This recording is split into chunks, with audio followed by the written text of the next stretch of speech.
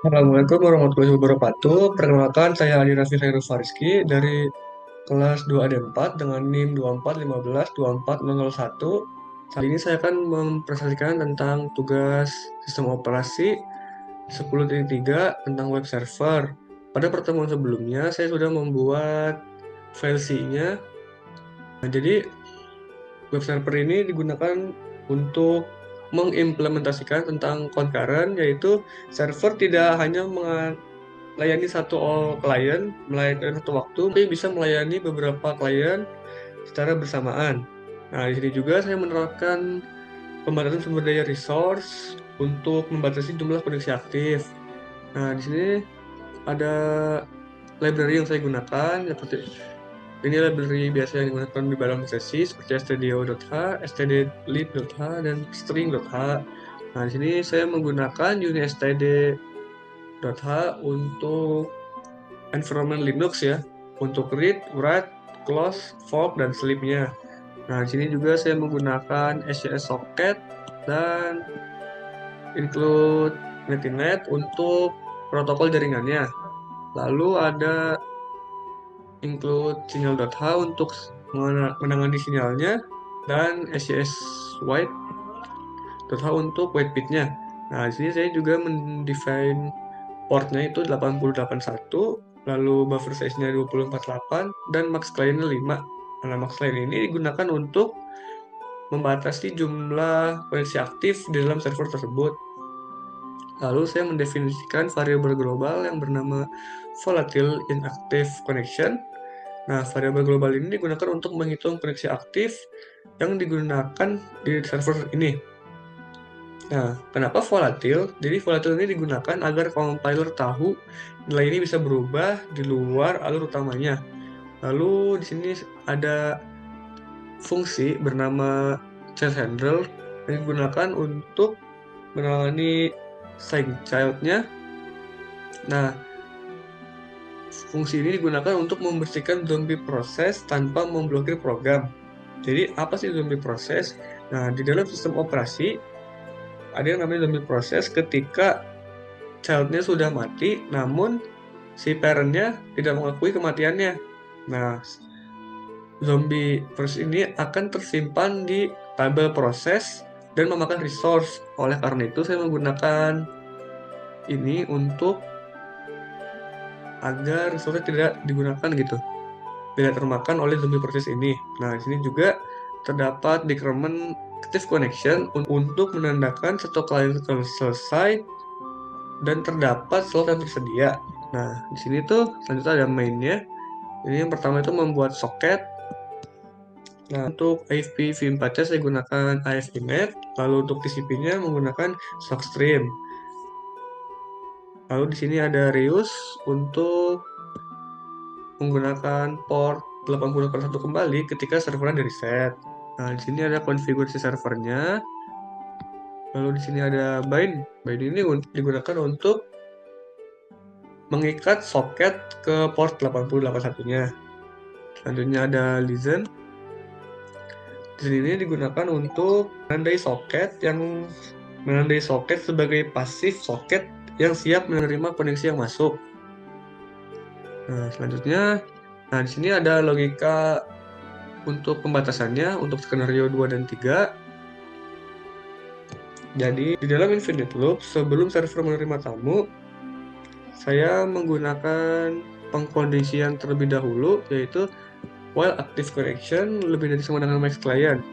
Jadi, ketika active connection-nya lebih dari max client, maka akan memanggil fungsi pause. Nah, fungsi pause ini akan membuat parent tertidur. Ketika parent tertidur, parent tidak dapat menerima koneksi atau memanggil fungsi accept. Nah, selanjutnya, ketika kondisi while ini tidak terpenuhi, maka akan masuk ke fungsi accept, akan memanggil fungsi accept, yaitu koneksi baru yang masuk dan memanggil fungsi fork. Nah, fungsi fork ini digunakan untuk menduplikasi proses tersebut. Saya menggunakan sleep 5 detik untuk simulasi proses agar skenario terlihat. seolah-olah sedang melakukan pemrosesan data atau query dalam database. Nah, selanjutnya saya akan membaca request, lalu menyiapkan HTML. Misalnya di sini ada halo dari child process, request under ini setelah antrian. Ini ada header-headernya. Selanjutnya child mengirimkan respon ke parent dan proses child selesai. Selanjutnya proses parent pun selesai dan parent akan loop lagi untuk menerima tamu berikutnya. Nah, itu merupakan penjelasan singkat tentang source code di file C saya. Selanjutnya kita langsung ke demonstrasinya. Nah, di sini saya sudah membuat file web servernya. Kita coba compile terlebih dahulu. Kita jalankan web servernya.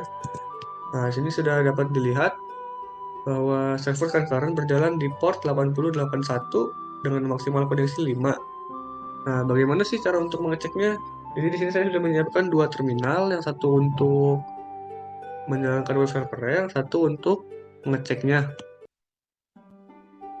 Nah, di sini untuk menguji web servernya, di sini saya menggunakan pengulangan for agar tidak mengetes satu persatu, karena jika mengetes satu persatu, saya membutuhkan beberapa tab gitu. Jadi langsung saja menggunakan for untuk mengetesnya. Di sini ada for i in kurawal i sampai 6 kalau tutup titik koma do curl http localhostnya dan don. Nah, kita enter. Nah, di sini ada skenario 1 nih. Skenario 1 dan akan sleep selama 5 detik untuk skenario 2. Nah, saya akan jelaskan bagaimana skenario-skenarionya. Nah, jadi ketika tadi sudah di enter, yang pertama masuk tuh adalah yang ini. Nah, ini merupakan skenario 1, yaitu koneksi baru masuk, total aktif 1 sampai 5. Kenapa yang 6 nggak masuk? Nah, ini adalah skenario 2. Kenapa? Karena tidak sleep tadi, parent itu tertidur dan menunggu satu klien itu selesai. Nah, si koneksi ke-6 kemana? Koneksi ke-6 itu tertahan di antrian. Jadi dia tuh tidak ditolak, dia tuh tertahan di antrian. Ketika satu klien selesai, dan maka koneksi baru akan masuk.